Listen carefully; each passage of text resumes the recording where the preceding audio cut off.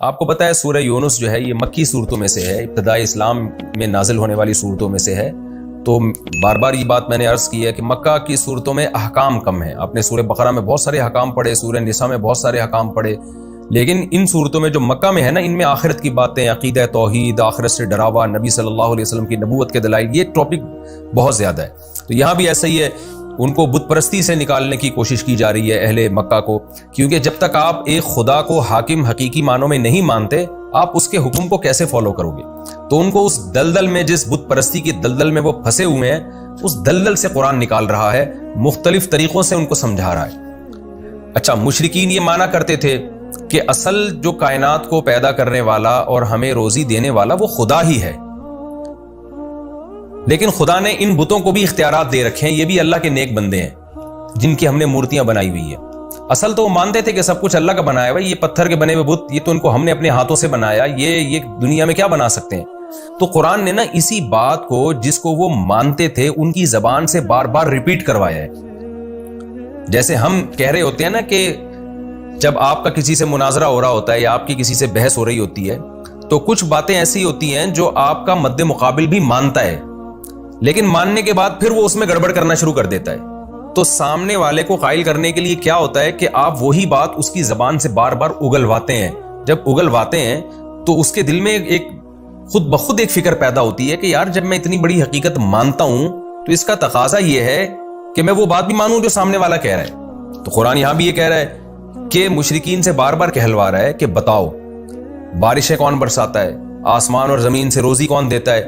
تو اللہ نے اپنے نبی کو حکم دیا، یہ بات بار بار مشرکین سے کہیں گے نا، وہ بار بار کہیں گے اللہ کرتا ہے، اللہ کرتا ہے، اللہ کرتا ہے. تو جب بار بار ان کی زبان سے یہ لفظ نکلے گا اللہ کرتا ہے، تو پھر نبی کو حکم دیا بتاؤ کہ پھر پوچھتے ہیں ان کو کیوں ہے ان پتھروں کو. تو یہ بھی ایک حق کو دل میں اتارنے کا ایک بہترین طریقہ ہے کہ آپ سامنے والے سے بار بار وہ بات اگلوائیں جو ہمارے اور اس کے درمیان متفق ہے، جس میں ہم دونوں کا اتفاق ہے. اس کی مثال ایسے ہے جیسے قرآن نے اہل کتاب کو کہا کہ تعالوا الی کلمۃ سواء بیننا وبینکم، اے اہل کتاب آؤ ایسی بات کی طرف جو ہمارے تمہارے درمیان مشترک ہے. تمہاری کتابوں میں وہی بات لکھی ہے جو ہماری کتابوں میں لکھی ہے، تو ان اتفاقی چیزوں پہ آؤ ذرا مضبوطی سے. وہ کیا ہے؟ اللہ نعبد الا اللہ، تمہاری کتابیں کہتی ہیں کہ اللہ کے سوا کسی کی عبادت نہیں ہوگی، ہم اللہ کے ساتھ کسی کو شریک نہیں کریں گے. تو جب اہل کتاب یہ بات سنیں گے نا تو ان کو ایک موٹیویشن ملے گی کہ یار جب بار بار اللہ ہی کی عبادت کرنی ہے تو پھر عیسیٰ سے مدد مانگنے کا کیا مطلب ہوا؟ پھر یہ ہم نے کیا ڈرامہ رچایا ہوا ہے کہ وہ اللہ کی باڈی سے نکلے اور معاذ اللہ پھر وہ اللہ بھی ہیں اور اللہ کے علاوہ بھی ہیں. تو یہ خود بخود ان کو اس کی برائی ان کے دل میں بیٹھے گی. تو قرآن صرف دلائل کی کتاب نہیں ہے، موٹیویشن کی بھی کتاب ہے. تو اس لیے اللہ تعالیٰ نے جگہ جگہ یہ طرز اختیار کیا کہ مشرکین کی زبان سے اللہ کی بڑائی نکلوائی جائے. جب وہ اللہ کی بڑائی بیان کریں گے تو خود بخود ان بتوں کی برائی ان کے دل میں آئے گی. تو قرآن کہتا ہے قل، اے نبی ان سے کہہ دیجئے، من یرزقکم من السماء والارض، کون ہے جو آسمان سے تمہیں روزی دیتا ہے، بارشیں برسا کے، والارض اور زمین سے روزی دیتا ہے. ام من یملک السمع، کون ہے جو سماعت کا مالک ہے، جب چاہے تمہاری کانوں کے سننے کی طاقت ختم کر دے. والابصار، اور کون ہے جو تمہارے دیکھنے کی طاقت کا مالک ہے، اس کو یہ کنٹرول ہے کہ جب چاہے تمہیں تمہاری دیکھنے کی قوت کو ختم کر دے. ومن یخرج الحی، کون ہے جو صاحب کمالات ہے، جو زندہ کو مردہ سے نکالتا ہے. جیسے انڈا ایک مردہ چیز ہے، تھوڑے دنوں میں کیسے اس میں ہارٹ بیٹ پیدا ہوتی ہے، روح پڑ جاتی ہے اور چوزہ نکل آتا ہے. وَيُخْرِجُ الْمَيِّتَ مِنَ الْحَيِّ، اور مردہ چیزوں کو زندہ چیزوں سے نکالتا ہے. آپ کو پتہ ہے میڈیکل سائنس کے لیے دنیا کا سب سے بڑا مسئلہ حیات کو ڈیفائن کرنا ہے کہ زندگی کی ڈیفینیشن کیا، یہ حیات کیا چیز ہے. تو اللہ نے موت اور حیات کو پیدا کر دیا، کتنا بڑا کمال ہے خدا کا. وَمَن يُدَبِّرُ الْأَمْرَ، اور کون ہے جو معاملات کی تدبیریں کر رہا ہے. کیونکہ اس کائنات میں آپ کو ایک مینجمنٹ نظر آئے گی، تو مینجمنٹ مینیجر کے بغیر نہیں ہوتی. مینجمنٹ کو ہم عربی میں تدبیر کہتے ہیں، اردو میں انتظام کہتے ہیں کہ انتظام ہے. تبھی کہتے ہیں نا علاقے کا ناظم ہے، منتظم ہے. کیا مطلب؟ جو نظم و ضبط اور پورا ایک اس نے جو ہے وہ ایک سسٹم بنایا ہوا ہے. تو اسی کو عربی میں تدبیر کہا جاتا ہے. وَمَن يُدَبِّرُ الْأَمْرَ، اور کون ہے جو معاملات کی تدبیر کر رہا ہے، پوری کائنات میں ایک مینجمنٹ اس نے باقی رکھی ہوئی ہے. تو جب اے نبی آپ ان سے سوال پوچھیں گے فَسَيَقُولُونَ اللَّهُ، فوراً یہ کہہ دیں گے، ان قریب کہہ دیں گے اللہ. اگرچہ ان کو یہ کہتے ہوئے تکلیف ہو رہی ہوتی ہے کہ ہم اللہ کی کبریائی بیان کریں، کیونکہ ان کو پتا ہے کہ ہم جب اللہ کی بڑائی بیان کریں گے تو ان جو بت ہے نا ہمارے جو جھوٹے معبود ہیں ان کی برائی آٹومیٹیکلی بیان ہو جائے گی کہ یہ تو کچھ بھی نہیں کر سکتے. لیکن اس کے باوجود قرآن کہتا ہے فوراً یہ پکار اٹھیں گے کہ بھائی وہ تو اللہ، یعنی اس میں تو کوئی دو رائے ہو ہی نہیں سکتی. کیونکہ مشرکین میں اتنی عقل تھی، وہ یہ مانتے تھے کہ جن بتوں کو ہم نے اپنے ہاتھوں سے بنایا ہے انہوں نے کہاں آسمان سے یہ کمبخت بارش برساتے ہیں، کہاں یہ پورے کائنات کو چلا رہے ہیں.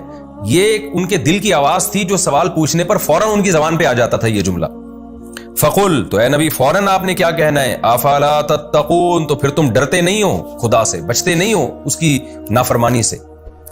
تو جس نے یہ سارے کام کیے ہیں تو اصل تو وہ ہے جس کو پوجا جائے، جس کی عبادت کی جائے. فذالکم اللہ، کیا بلاغت ہے قرآن کی. پس ذالکم اللہ، یہ ہے اللہ. یعنی نبی سے کہا جا رہا ہے آپ ان سے کہیں کہ اللہ گویا ہاتھ کا اشارہ کر کے کہہ رہے کہ جو یہ سارے کام کرتا ہے نا، آسمان سے بارشیں برسا رہا ہے، زمین سے طرح طرح کی نباتات پیدا کر رہا ہے اور ہر چیز کا مالک ہے، مردے کو زندہ سے، زندہ کو مردے سے نکال رہا ہے اور پوری کائنات میں ایک مینجمنٹ کو برقرار رکھا ہوا ہے، جس کی یہ صفات ہیں، ذالکم اللہ، یہی تو اللہ ہے. یعنی محمد صلی اللہ علیہ وسلم جس اللہ کی طرف تمہیں بلا رہے ہیں وہ کوئی اچھمبے کی چیز نہیں ہے، وہ کوئی ایسی مخلوق، ایسی ذات نہیں ہے جو کھوپڑی میں آئی نہیں کہ وہ ہے کیا. یہی تو ہے جو سارے کام کر رہا ہے، بس اسی کی طرف تو تمہیں دعوت دی جا رہی ہے. فذالکم اللہ ربکم، یہی اللہ ہے، تمہارا رب ہے، تمہارا پروردگار ہے. رب کا معنی پالنے والا ہے، الحق برحق ہے. اس کے علاوہ جتنے بھی تم نے خدا بنائے ہوئے سارے باطل ہیں. کیسی بلاغت ہے. میں جب سورہ یونس پڑھا کرتا تھا نا جب طالب علمی کے دور میں، مجھے یہ آیت میں بڑا ایک لطف آتا تھا، بڑا ایک وجد آتا تھا کہ کیسے اللہ نے اپنی صفات بیان کر کے کیسے اللہ نے کہا فذالکم اللہ، یہی تو اللہ ہے. اس کی مثال ایسے جیسے ہم کسی کو سمجھا رہے ہوں، کسی کی کا انٹروڈکشن کروا رہے ہوں کہ بھائی وہ تمہیں بلا رہا ہے اور تمہیں بڑی خدمت کرنا چاہتا ہے، تمہاری دعوت کرنا چاہتا ہے. آپ کہیں یار پتہ نہیں کس کی بات کر رہے ہو، پتہ نہیں کس کی بات کر رہے ہو. ایک دم وہ بندہ سامنے آ جا کے یہی تو ہے جس کی میں بات کر رہا ہوں. یہ کوئی، اس کو تو تم پہلے سے جانتے ہو، اسی کی تو بات کر رہا ہوں میں جس کو تم پہلے سے جانتے ہو. تم ڈر کیوں رہے ہو اس سے؟ یہی قرآن کا انداز ہے. کیونکہ آپ آج بھی ایتھیسٹ سے جب بات کرتے ہیں نا خدا کی، وہ بھی گھننا بن جاتا ہے. جو خدا کے منکر ہیں نا وہ بھی کہتے ہیں پتہ نہیں کون سے گاڈ کی بات کر رہے ہو یار، تم ہے بھی کہ نہیں ہے، کہاں ہے وہ، نظر کیوں نہیں آتا. تو اللہ اپنی صفات بیان کرتا ہے کہ یہ سارے کام آٹومیٹیکلی خود بخود نہیں ہو سکتے. تو جو یہ کام کر رہا ہے فذالکم اللہ، یہی ہے اللہ، بالکل تمہارے سامنے ہے، کوئی ایسی چیز نہیں ہے جو تمہاری عقل سے بالا تر ہو. اور اللہ ہے، اور ربکم، یہ پال رہا ہے تمہیں، صرف مالک نہیں ہے بلکہ تمہیں رزق بھی دے رہا ہے، تمہاری تربیت بھی کر رہا ہے. الحق، اور یہی برحق ہے. اس کے علاوہ جتنے جھوٹے خدا تم نے بنائے ہوئے ہیں وہ سارے باطل ہیں. فماذا بعد الحق الا الضلال، تو بتاؤ حق کے بعد اب گمراہی کے سوا کیا رہ گیا. یعنی اللہ کا انٹروڈکشن بھی آ گیا، تعارف بھی آ گیا، اور اس سے اللہ کا وجود بھی ثابت ہو گیا اور اللہ کا ایک ہونا بھی ثابت ہو گیا کہ یہ سارے کام تو اکیلا اللہ کر رہا ہے. جن کو تم معبود بنا کے پوجتے ہو وہ تو کچھ بھی نہیں کر رہے. تو اللہ کا وجود بھی ثابت ہو گیا اور اللہ کا ایک ہونا بھی ثابت ہو گیا. تو اس حق کو اگر تم نہیں مانتے تو بتاؤ حق کے بعد گمراہی کے سوا کیا ہے. اس کا مطلب اس حق کو تم چھوڑو گے تو تم گمراہی کی طرف لے کے جا رہے ہو. یعنی یہ نہیں ہو سکتا کہ کوئی آدمی کہ میں تو نیوٹرل ہوں، میں نہ اللہ کو مانتا ہوں نہ میں نہیں مانتا، میں تو ویسی زندگی گزار رہا ہوں، مجھے کیوں گمراہ کہہ رہے ہو. نہ اللہ کہہ رہے ہیں جو حق کو نہیں مانتا تو وہ گمراہ ہے. جو حق کو نہیں مانتا تو اس کا مطلب وہ گمراہ ہے. فماذا بعد الحق، تو بتاؤ کیا چیز ہے حق کے بعد، الا الضلال، سوائے گمراہی کے. تو اب جو براڈ مائنڈڈ بننے والے لوگ ہیں نا، جو لبرل بنتے ہیں کہ جی ہم کسی ایک طرف نہیں جاتے، نہ ہم خدا کے وجود کو مانتے ہیں نہ انکار کرتے ہیں، اور ہم تو یعنی اعتدال والی رائے اختیار کرتے ہیں. تو اللہ کہتے ہیں نہ، ایک چیز کا حق ہونا ثابت ہو جائے نا تو اس پہ ڈٹ جاؤ. چاہے لوگ تمہیں فنڈامنٹلسٹ کہیں، لوگ تمہیں دقیانوس کہیں، لوگ تمہیں بنیاد پرست کہیں، کچھ بھی کہیں. کیونکہ اگر اس حق کو تم نہیں مانتے تو پھر بیچ کا کوئی دوسرا راستہ نہیں ہے. حق کے علاوہ سب کچھ گمراہ ہے. تو اس کے علاوہ کوئی رائے رکھو گے تو وہ گمراہی والی رائے کہلائے گی. تم پھر معتدل نہیں کہلاؤ گے بلکہ تم گمراہ کہلاؤ گے. فماذا بعد الحق الا الضلال، تو بتاؤ حق کے بعد کیا رہ گیا ہے سوائے گمراہی کے. فانا تصرفون، تو تم کہاں پھرائے جا رہے ہو. تم اس حق کو چھوڑ کے کون ہے جو تمہیں کہیں اور لے کے جا رہے ہیں. لیکن یہ بھی پیسو وائس کا جملہ استعمال کیا. یہ نہیں کہا کہ فانا تصرفون، تم کہاں پھر رہے ہو، بلکہ تم کہاں پھرائے جا رہے ہو. کیا مطلب، کون سی طاقت ہے جو تمہیں حق سے ہٹا کر کہیں اور لے کے جا رہی ہے. اس میں بھی بلاغت ہے. بلاغت یہ ہے کہ انسان کا ضمیر، اس کی عقل تو کہتی ہے کہ حق یہی ہے، لیکن کوئی غیر مرئی طاقتیں ہیں جو انسان کو ہٹا رہی ہوتی ہیں وہاں سے. وہ شیطان بھی ہو سکتا ہے، وہ آپ کا کلچر بھی ہو سکتا ہے، وہ آپ کے ملکی قوانین بھی ہو سکتے ہیں، وہ آپ کا انوائرمنٹ، اور بہت ساری اور چیزیں ہیں جو انسان کو، اس آپ کی خواہشات بھی ہو سکتی ہیں. وہ ساری چیزیں آپ کو ہٹا رہی ہوتی ہیں, کھینچ رہی ہوتی ہیں دوسری طرف. تو اللہ کہتے ہیں کہ آپ کو کہاں پھرایا جا رہا ہے, کہاں گھمایا جا رہا ہے, یعنی کوئی اور گھما رہا ہے آپ کو. سوچو کوئی اور گمراہ کر رہا ہے, گویا آپ تو گمراہ نہیں ہونا چاہتے لیکن ایسا لگتا ہے کوئی طاقت ہے جو آپ کو سیدھے راستے سے ہٹا رہی ہے. اس کے بارے میں غور کرو. كَذَلِكَ حَقَّتْ كَلِمَةُ رَبِّكَ عَلَى الَّذِينَ فَسَقُوا. اسی طرح جو فاسق لوگ ہیں, حدود کو کراس کرتے ہیں. حدود کا کیا مطلب؟ عقل کی بھی ایک حد ہے, ضمیر کی بھی ایک حد ہے, لیکن وہ تمام حدود کو کراس کر کے گمراہی کی طرف جو لوگ جاتے ہیں تو ان لوگوں پر اسی طرح رب کا کلمہ ثابت ہو جاتا ہے. وہ کلمہ کیا ہے کہ لا یؤمنون, یہ لوگ ایمان نہیں لے کر آئیں گے. یہ کلمہ ان پر ثابت ہو جاتا ہے, اللہ کا کلمہ, کہ یہ ہٹ دھرم لوگ سب کچھ مان کے بھی کہ اس کائنات کو چلانے والا اللہ, پیدا کرنے والا اللہ, اس کے بعد بھی وہ گمراہی کا راستہ اختیار کرتے ہیں. تو دیکھو اس طرح سے اللہ کی بات ان پر ثابت ہو جاتی ہے, لیکن کن پر؟ جو حدود کو کراس کرتے ہیں. قُلْ هَلْ مِن شُرَكَائِكُم مَّن يَبْدَأُ الْخَلْقَ ثُمَّ يُعِيدُهُ. اے نبی ان سے کہہ دیجئے, مزید سوال پوچھیں کہ تمہارے جو معبود ہیں ان میں کوئی ایسا ہے جو مخلوق کو پہلی مرتبہ جس نے پیدا کیا ہو, ثم یعیدہ, پھر اس کو دوبارہ بھی پیدا کرے میدان حشر میں. تو فرسٹ ٹائم بھی نہ کسی نے پیدا کیا اور دوبارہ پیدا کرنا تو سوال ہی پیدا نہیں ہوتا. قل اللہ, آپ ان سے کہہ دیجئے اللہ ہی ہے, یبدأ الخلق, جو مخلوق کو پہلی دفعہ پیدا کرتا ہے, ثم یعیدہ, پھر دوبارہ بھی پیدا کرے گا. اچھا یہاں آپ ایک بلاغت کا نقطہ دیکھیں. جب پہلے سوالات کیے گئے تھے کہ جو کون ہے جو آسمان سے روزی برساتا ہے, کون ہے جو زندہ کو مردہ سے نکالتا ہے, تو قرآن نے کہا فوراً یہ کہیں گے فَسَيَقُولُونَ اللَّهُ, اللہ یہ کام کرتا ہے. لیکن یہاں پر کیا ہے, جب ان سے سوال پوچھا گیا کون ہے جس نے مخلوق کو پہلی دفعہ پیدا کیا اور دوبارہ بھی پیدا کرے گا, اب یہاں قرآن نے یہ نہیں کہا کہ فَسَيَقُولُونَ اللَّهُ, یہ فوراً کہیں گے اللہ. وجہ اس کی یہ تھی کہ دوبارہ پیدا کرنے کے یہ قائل نہیں تھے بہت سارے مشرکین. وہ کہتے تھے پہلی دفعہ تو اللہ نے پیدا کیا, دوبارہ نہیں کرے گا. تو اس لیے اللہ نے اپنی بات بھی آگے بڑھا دی کہ صرف فرسٹ ٹائم نہیں ہے, دوبارہ بھی میں پیدا کروں گا. تو اس لیے اللہ نے کہا کہ اے نبی آپ خود ان کو بتا دیں. اب یہاں یہ جواب نہیں دیں گے, اب آپ ان کو بتا دیں کہ جیسے فرسٹ ٹائم خدا نے پیدا کیا ہے, دوبارہ بھی اللہ ہی پیدا کرے گا. یہ جو تمہارے بت ہیں پتھر کے بنے ہوئے اور جو جھوٹے خدا ہیں, نہ انہوں نے مخلوق کو پہلی دفعہ پیدا کیا اور نہ یہ دوبارہ پیدا کرنے پر قدرت رکھتے ہیں.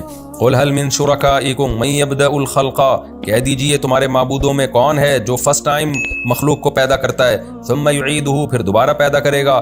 قُلِ اللَّهُ يَبْدَأُ الْخَلْقَ, پھر آپ خود بتا دیں, یہ تو چپ چاپ بیٹھے رہیں گے, آپ ان کو بتا دیں اللہ ہے یبدأ الخلق, جو مخلوق کو پہلی دفعہ پیدا کرتا ہے, ثم یعیدہ, پھر اس کو دوبارہ بھی لوٹائے گا, دوبارہ بھی پیدا کرے گا.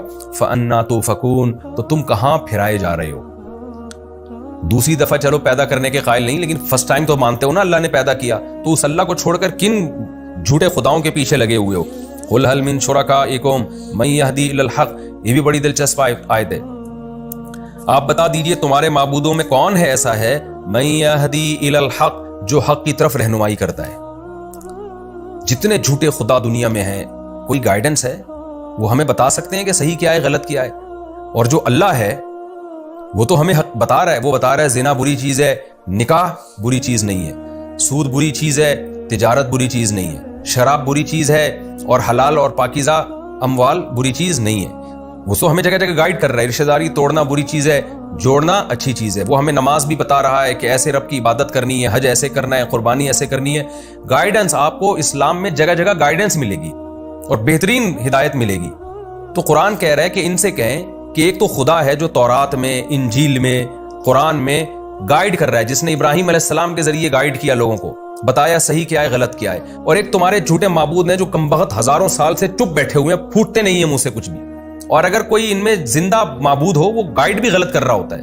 تو اب بتاؤ کس سے محبت کی جائے گی, کس کی عبادت کی جائے گی. قُلْ هَلْ مِن شُرَكَائِكُم, آپ ان سے کہہ دیجئے کیا ہیں تمہارے معبودوں میں سے, من, کوئی ایسا معبود ہے, یہدی الی الحق, جو سیدھے راستے کی رہنمائی کرتا ہو. یہ یہاں بھی چپ بیٹھیں گے, کیونکہ یہاں بھی یہ فوراً اگر یہ کہہ دیتے نا, یہاں چونکہ ان کو توہین محسوس ہو رہی ہے, اگر کہہ دیں گے نہیں ہمارے معبود تو سیدھے راستہ دکھائی نہیں سکتے, تو ابے بھائی جب تمہارے معبود تمہیں گائیڈ ہی نہیں کر سکتے تو وہ تمہارے رہنما کیسے بن گئے, تمہارے لیڈر کیسے بن گئے, اور ان کو تم فالو کیسے کرو گے. فالو لیڈر کو کیا جاتا ہے نا, تو لیڈر ہونے کی صلاحیت ہوگی تو فالو کیا جائے گا. تو اس لیے اللہ کو فالو کرو, کیونکہ فالو اس کو کیا جاتا ہے جو سیدھا راستہ دکھا رہا ہو. جو بیچارہ خود گائیڈنس کا محتاج ہو وہ لیڈر کیسے بن سکتا ہے, اس کو فالو کیسے کیا جائے گا. قُلِ اللَّهُ يَهْدِي لِلْحَقِّ, آپ ان کو کہہ دیجئے اللہ ہے جو سیدھے راستے کی طرف رہنمائی کرتا ہے. اب قرآن یہ مقدمہ قائم کر کے, یہ دلیل قائم کر کے ایک اور بات پر استدلال کر رہا ہے کہ جو سیدھے راستے کی رہنمائی کرتا ہے بھلا وہ اس بات کا زیادہ حقدار ہے کہ اس کی اتباع کی جائے، یا جو بیچارہ خود جس کے پاس سیدھا راستہ نہ ہو جب تک کہ اس کو کوئی راستہ نہ بتائے؟ تو جو لیڈر ہی گائیڈنس کا محتاج ہے تو عوام اس کو کیسے فالو کرے گی؟ تو فالو اس کو کیا جاتا ہے جس کو سیدھے راستے کا پتہ ہو اور بتا رہا ہو. تو یہ صفت اللہ کے علاوہ کسی میں نہیں پائی جاتی. اور آج کے حالات میں تو آپ دیکھ لینا، جن قوموں کو ہم فالو کر رہے ہیں وہ خود ہدایت کی محتاج ہیں.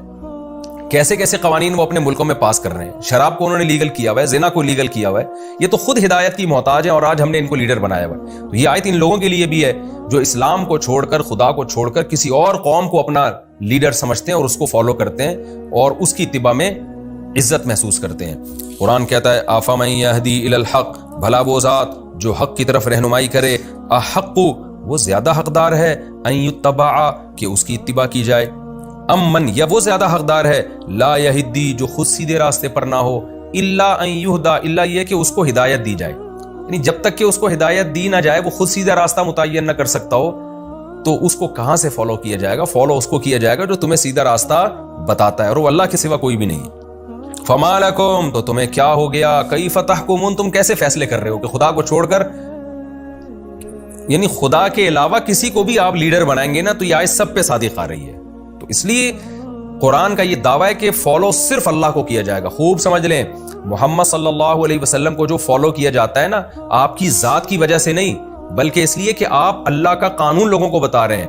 ورنہ نبی صلی اللہ علیہ وسلم کی شخصیت بھی مقصود نہیں ہے. یہ بھی قرآن میں جگہ جگہ مضمون پہلے آ چکا ہے، کیونکہ آپ نے بار بار یہ بات کہی ہے قرآن میں کہ اے نبی، آپ ان کو بتا دیجئے کہ میں بھی اس قانون کا پابند ہوں جو مجھ پر لازم ہو رہا ہے، مجھ پر نازل ہو رہا ہے. اگر میں اس کو فالو نہیں کروں گا تو مجھے بھی اللہ کے عذاب کا ڈر ہے.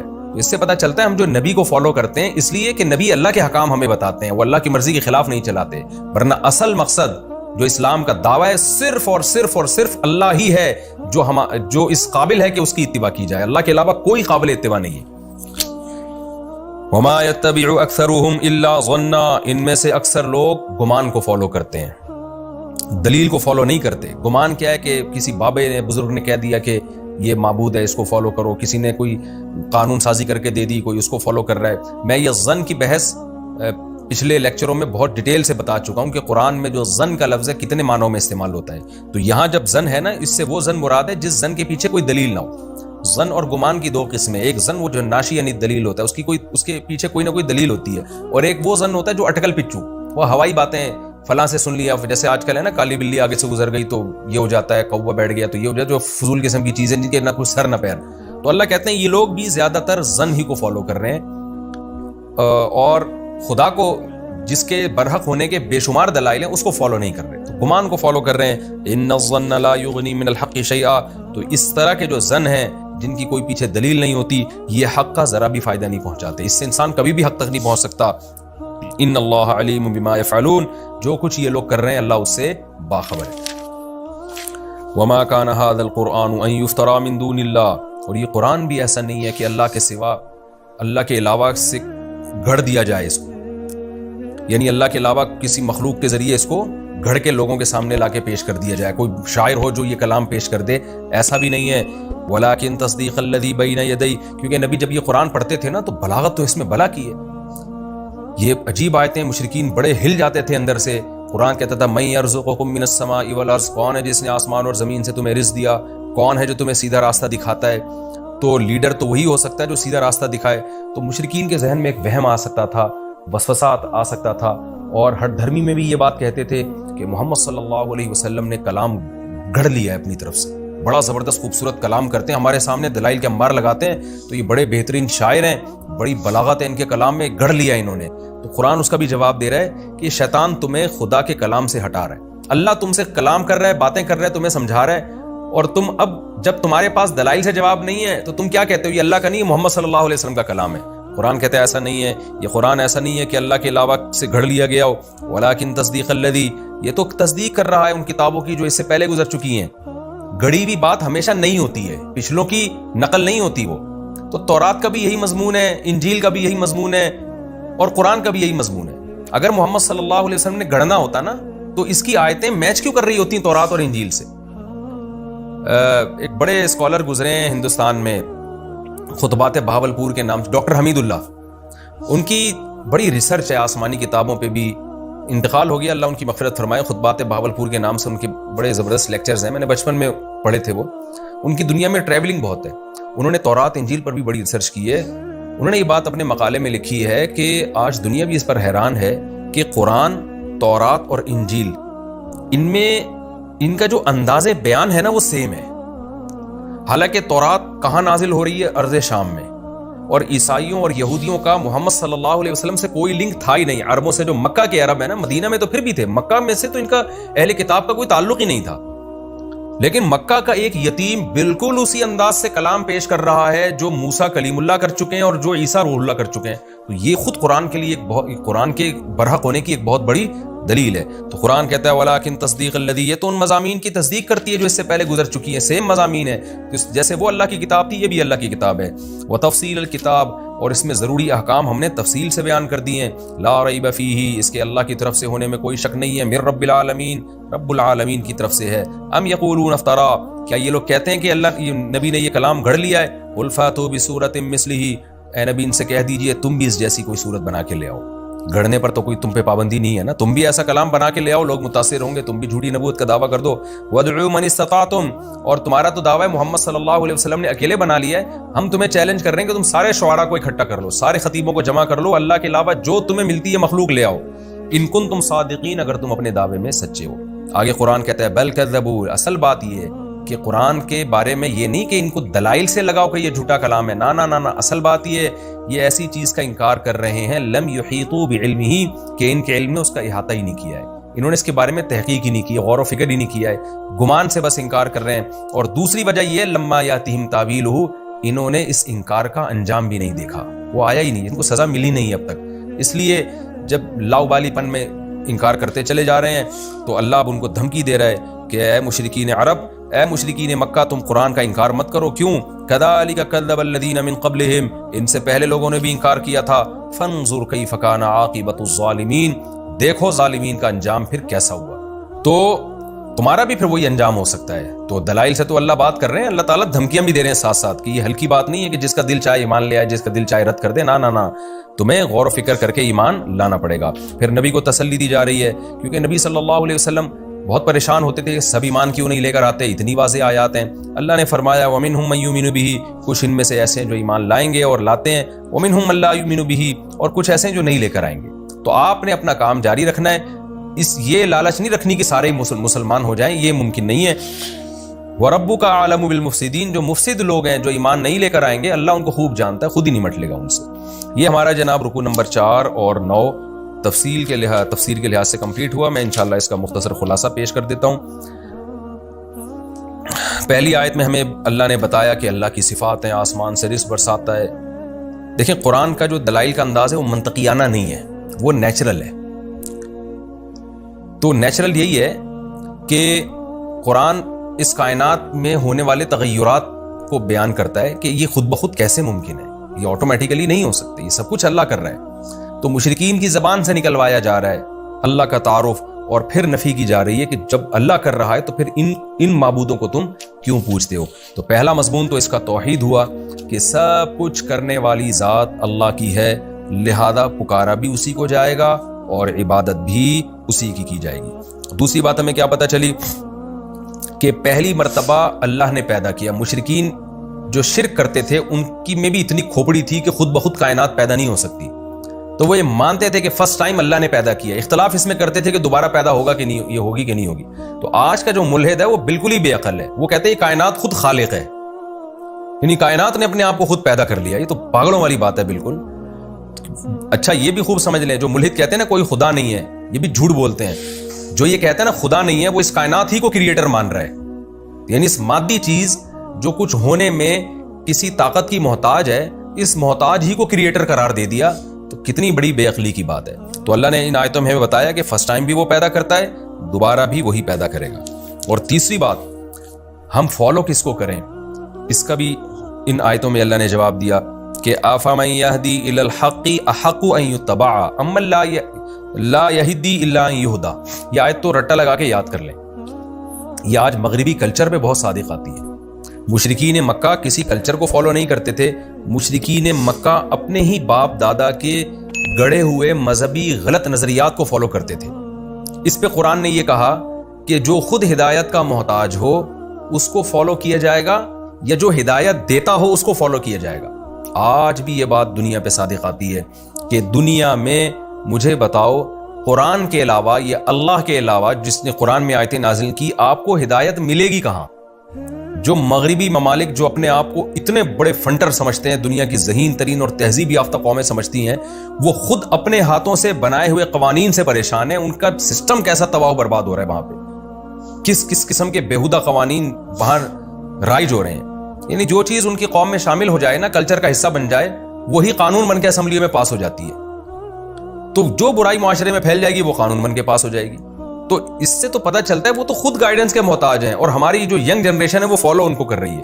اس لیے میرے بھائی فالو صرف اللہ ہی کو کیا جائے گا، کیونکہ آپ قرآن کے الحم سے لے کے والناس تک اگر احکام دیکھیں تو آپ کو نیچر کے قریب نظر آئیں گے۔ قرآن صفائی کی تعلیم دے رہا ہے، وَثِيَابَكَ فَطَهِّرْ، اپنے کپڑوں کو پاک رکھیے۔ یا ایھا النبی کلوا من الطیبات واعملوا صالحا، کہ کھاؤ بھی پاکیزہ اور عمل بھی پاکیزہ ہو۔ تو ہر چیز میں پاکیزگی جھلک رہی ہے، اس میں طہارت جھلک رہی ہے۔ تو اس لیے یہ 2 اور 2 4 کی طرح ہے کہ یورپ کے پاس، اہل مغرب اقوام کے پاس، ان لوگوں کے پاس ہدایت نہیں ہے۔ تو اللہ کہہ رہا ہے بھلا جس کے پاس خود ہدایت نہ ہو وہ اس بات کے زیادہ لائق ہے کہ اس کو فالو کرو، یا جو خود لوگوں کو ہدایت دے رہے جیسے کہ اللہ۔ ظاہر ہے اللہ کے علاوہ ہمارے پاس کوئی نہیں ہے جس کو ہم فالو کریں۔ اب اللہ نے ہمیں بتایا کہ میرے احکام تمہیں نبی بتائیں گے، لہذا نبی جیسا کر رہے ہیں اور جیسا کہہ رہے ہیں اس کو فالو کرتے چلے جاؤ۔ تو ہم نبی کی اتباع جو کرتے ہیں اس لیے تاکہ ہم اللہ کی اتباع کر سکیں۔ اور وما یتبع اکثرهم الا ظنا، اس میں ہر باطل کی جو بیس ہے وہ یہی ہوتی ہے۔ اس کے تحت علماء نے لکھا ہے کہ آج کل جو لوگوں کے سیاسی تبصرے یا اوٹ پٹانگ تبصرے، جن کی کوئی دلیل ہی نہیں ہوتی، ان کے پاس کوئی معلومات ہی نہیں ہوتی، اور بیٹھ کے آپ دیکھیں نا 4 آدمی جمع ہوں گے تو چاروں پھینکنا شروع کر دیتے ہیں، وہ یہ کر رہا ہے، وہ یوں کر رہا ہے، وہ غلط ہے، وہ صحیح ہے۔ کسی کے پاس کوئی اوتھینٹک بات نہیں ہوتی، کوئی دلیل نہیں ہوتی۔ تو یہ ہر باطل کے پیچھے یہی فلسفہ ہوتا ہے، بغیر تحقیق کے، بغیر دلیل کے بات کرنا۔ تو مشرکین عرب بھی اسی بیس پہ برباد ہوئے۔ اور پھر ان آیتوں میں ہمیں یہ بھی بتایا گیا کہ قرآن اللہ کا کلام ہے، اس کی بلاغت ایسی ہے۔ اس پر میں بہت ڈیٹیل سے سورہ بقرہ میں بات کر چکا ہوں کہ یہ جو قرآن بار بار دعویٰ کرتا ہے کہ اس جیسا کلام نہیں لا سکتے، اس کا مطلب کیا ہے۔ اس میں پہلے لمبی چوڑی بحث کر چکا ہوں، دوبارہ اس کو ریپیٹ نہیں کروں گا۔